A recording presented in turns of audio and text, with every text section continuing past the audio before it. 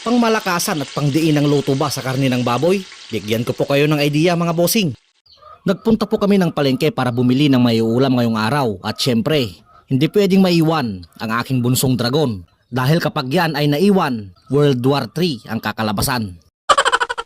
At para naman po sa mga bossing natin na nagtatanong kung bakit nagpalit na daw po tayo ng page, nagpi-PM sila sa akin, hindi po mga bossing. Sadyang gumawa lang po tayo ng bagong page para naman po ma-express ko ang matagal ko ng hilig. Yun po ay ang pagluluto. Lalong-lalo na ngayon, tingnan nyo naman mga bossing, meron na tayong inspirasyon, ang aking pamilya. Gustong-gusto ko talaga na akong nagluluto para sa kanila. At hindi rin talaga matatawaran ng saya pag nakikita kong nagugustuhan nila ang aking mga inahain para sa kanila. At bilang isang ama, kaligayahan na yun para sa akin. At pagkabalik nga namin dito sa farm, agad ko namang inintindi itong talong. Hiniwa-hiwa ko lamang ito sa katamtamang laki tsaka naman ibinabad sa tubig na may asin. Sunod ko namang hiniwa ang aking mga rekadong gagamitin. At ang lulutuin pala natin ngayon mga bossing ay binagoongang baboy. At pork liempo ang gagamitin nating pyesa mga bossing. Pinahiwa ko na pala yan kanina sa pinagbilhan namin. Ang problema, masyadong malalaki ang ginawang hiwa. Kaya ito, hihiwain na lang ulit natin sa katamtamang laki. Kumbaga bite size lang ang atake.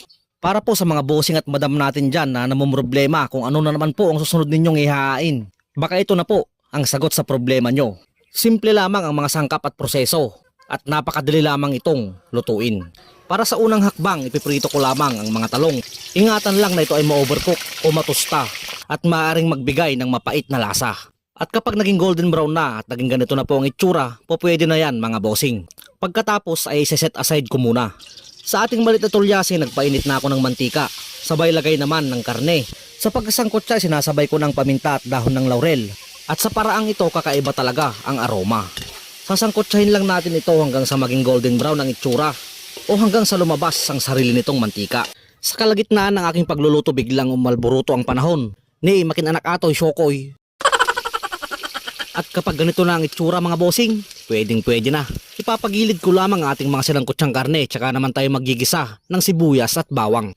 Kapag naging translucent na ang sibuyas at medyo matusta na ang bawang, pwede na po natin itong halu-haluin. At saka naman natin yung papalambutin sa loob ng 25 minuto. Nakuha ko na ang tamang lambot at naiga na rin ang sabaw. Sunod naman natin ngayon ilalagay ang ating bagoong alamang. Marahil ay nagtataka kayo kung bakit hindi ako gumamit ng kamatis. Yun po ay sa kadahilanang gumamit po ako ng tomato paste sa paggigisa ng ating bagoong alamang. Pero kung gusto nyong gumamit ng sariwang kamatis, wala naman pong problema. Mas masarap pa nga at natural. Ito po ay optional lamang pero maglalagay ako ng siling haba. At para naman sa panghuling sangkap, ilalagay ko na ang prinito nating talong kanina. At dahan-dahan lamang po sa paghalo upang hindi malamog ang nilagay nating talong. Di po ba mga bossing, mas simple pa sa basic, luto na po ang ating napakasarap na binagoongang baboy. Pagkatapos sa inintindi ko na ang aming mga kakainin, nagsandok na po ako ng kanin at iniayos ang iniluto kong ulam na amin naman pong pagsasaluhan. Sigurado sa sarap nito, taob na naman ang kaldero. Kita nyo ba yan mga bossing? First class quality.